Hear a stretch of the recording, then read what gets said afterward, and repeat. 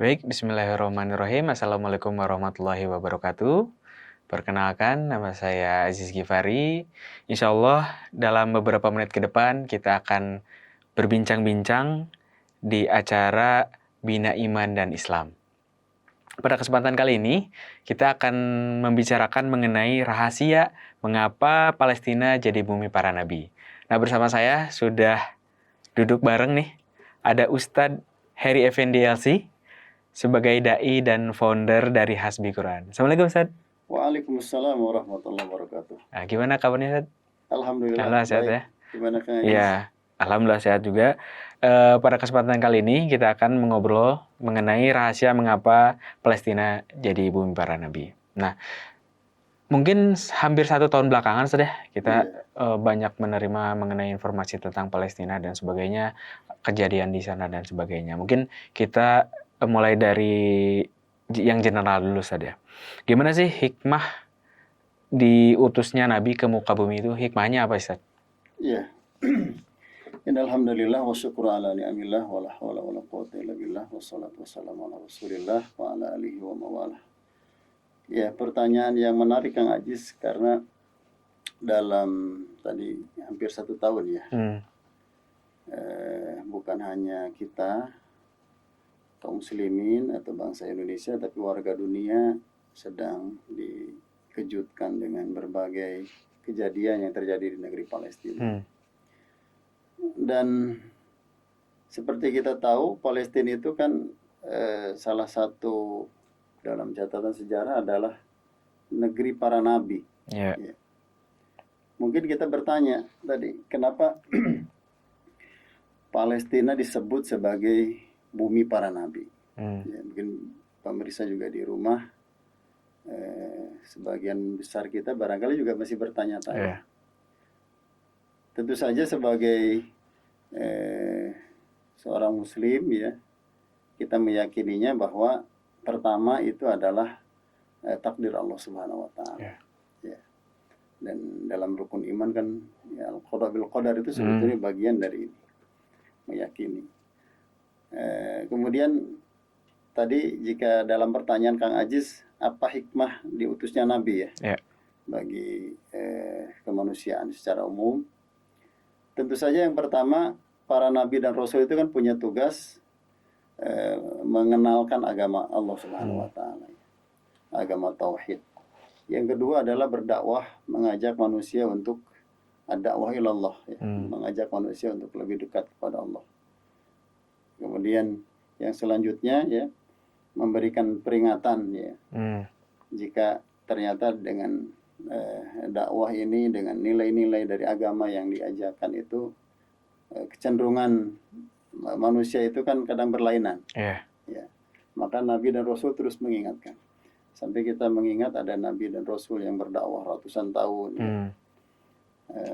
Yang selanjutnya adalah meluruskan ya, kecenderungan dan akidah manusia ya, dari yang tidak sesuai dengan fitrahnya ya, karena fitrahnya manusia itu adalah yakin kepada Sang Pencipta ya, dan yakin terhadap tugas dari hidupnya, dia dari mana, akan kemana, kan begitu ya, dan seterusnya. Tentu saja ini adalah sebagian dari tugas-tugas misi Nabi dan Rasul. Jadi ini kan ada istilah Nabi dan Rasul ya. Apa bedanya kira-kira? Nah itu kan. Tidak, bahkan ada terkenal di kita, di masyarakat Muslim, semua nabi, tidak semua nabi adalah rasul ya, tetapi semua rasul itu adalah nabi. Nah kalau diibaratkan kan itu begini, nabi itu adalah ya seseorang mendapatkan wahyu ya, dari Allah. Tapi tidak semua nabi itu memiliki tugas untuk menyampaikannya. Oh gitu Ustaz. Ya, tidak semua nabi memiliki tugas untuk menyampaikan. Berarti untuk dirinya sendiri. Ya. Kadang untuk dirinya sendiri saja, ya. Nah, ini nabi yang diberikan tugas ya, untuk menyampaikan kepada yang lain, kepada manusia yang lain, paling tidak mungkin kalau sebelum Rasulullah kan kepada kaumnya ya. Iya, betul. Itu disebut dengan tugas sebagai Rasul. Rasul itu kan dari risalah. Iya. Ya, risalah. Misi. Ya, misi untuk menyampaikan. Nah, itu kurang lebih kira-kira apa hikmah Allah Subhanahu wa taala mengutus nabi dan rasul ya kepada manusia untuk membimbing manusia ya agar dalam kehidupannya dia terarah ya kepada jalan yang benar sebagaimana yang telah digariskan oleh Sang Penciptanya. Karena kalau nggak salah Zat, apa ya, basicnya manusia tuh punya kesalahan ya Zat. Di hadis Nabi itu apa? Halul khoto wan nisyan ya Zat ya. Jadi butuh pembimbing, butuh risalah untuk kembali ke jalan yang lurus mungkin Zat ya.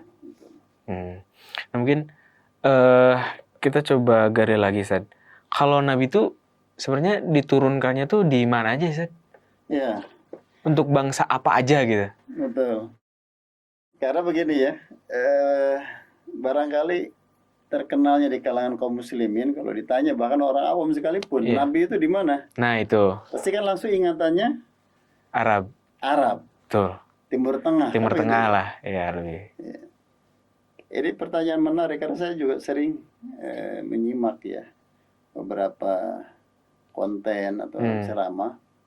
Bahkan barangkali sebagian pertanyaan itu cukup menohok.